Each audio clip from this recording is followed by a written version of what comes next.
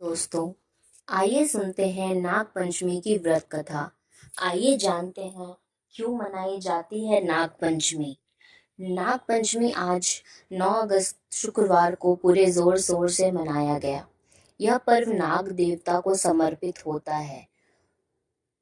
इस दिन को भक्त पूरी श्रद्धा और आस्था से मनाते हैं। नाग पंचमी की व्रत कथा।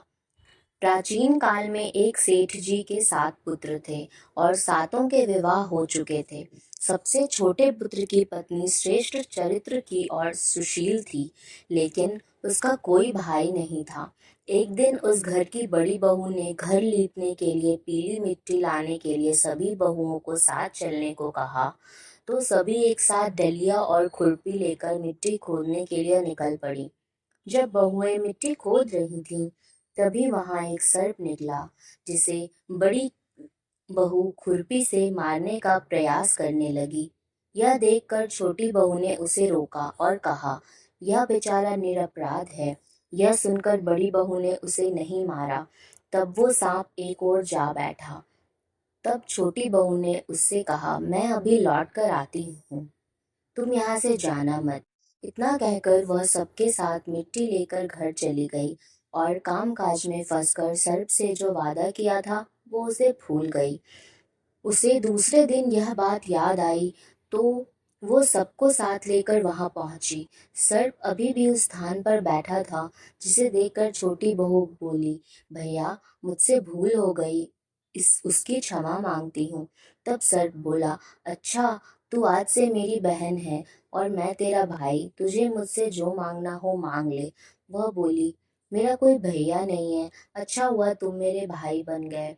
कुछ दिन व्यतीत होने पर वह सांप मनुष्य रूप धारण करके छोटी बहू के घर आया और उससे कहा कि मैं उसका दूर के रिश्ते का भाई हूँ। बचपन में ही बाहर चला गया था। उसके विश्वास दिलाने पर परिवार के लोगों ने छोटी को उसके साथ भेज दिया। उसने मार्ग में बताया कि मैं वही सर्प हूँ, इसलिए तू डरना मत और जहाँ चलने में कठिनाई हो वहाँ मेरी पूंछ पकड़ लेना। छोटी बहू ने बिल्कुल वैसा ही किया और इस प्रकार वह उसके घर पहुंच गई। सर्प के घर के धन ऐश्वर्य को देखकर वह चकित रह गई। इस तरह से वो उसके घर में रहने लगी। एक दिन सर्प की माता ने उससे कहा, मैं एक काम से बाहर जा रही हूँ, तू अपने भाई को ठंडा दूध पिला देना। उसे इस बात का ध्यान नहीं रहा और उसने सर्प को गर्म दूध पिला दिया, जिससे उसका मुख जल गया। यह देखकर सर्प की माता को गुस्सा आ गया, परंतु सर्प के समझाने पर वह चुप हो गई। तब सर्प ने कहा कि बहन को अब उसके घर भेजना चाहिए। तब सर्प और उसके पिता ने उसे बहुत सा सोना चांदी जवाहरात वस्त्र भूषण आदि देकर घर पहुंचा दिया।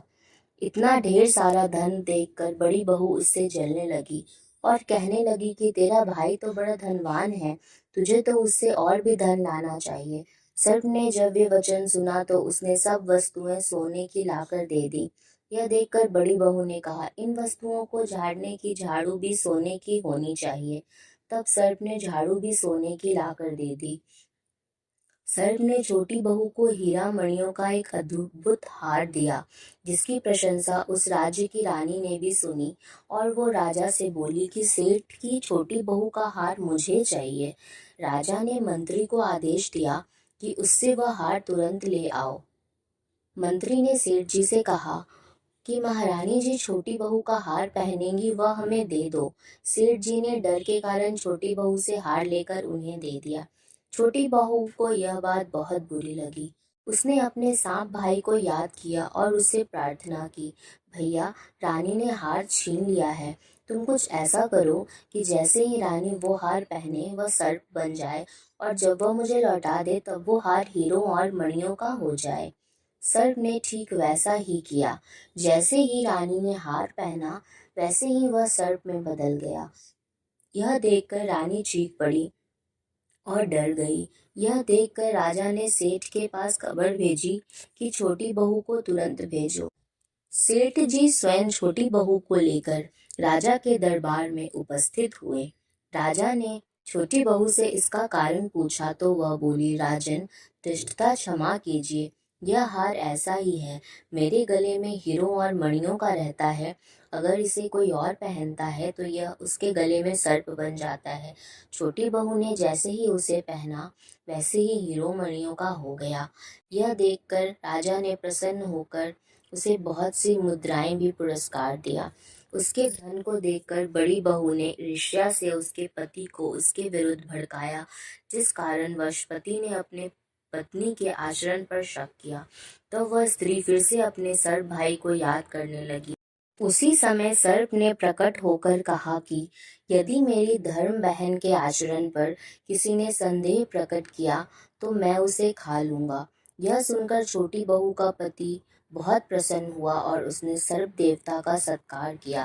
कहते हैं उसी दिन से नाग पंचमी का त्योहार मनाया जाता है और स्त्रियां सांप को भाई मानकर उनकी पूजा करती हैं और उन्हें दूध पिलाती हैं। तो दोस्तों, ये थी नाग पंचमी क्यों मनाई जाती है इसकी कहानी। आशा है आपको यह कहानी और यह पौराणिक कथा पसंद आई होगी। अगर पसंद आई है तो कृपया करके मेरे चैनल को लाइक करें, सब्सक्राइब करें और ज़्यादा से ज़्यादा अपने दोस्तों को शेयर करें। Please support the channel. Thank you.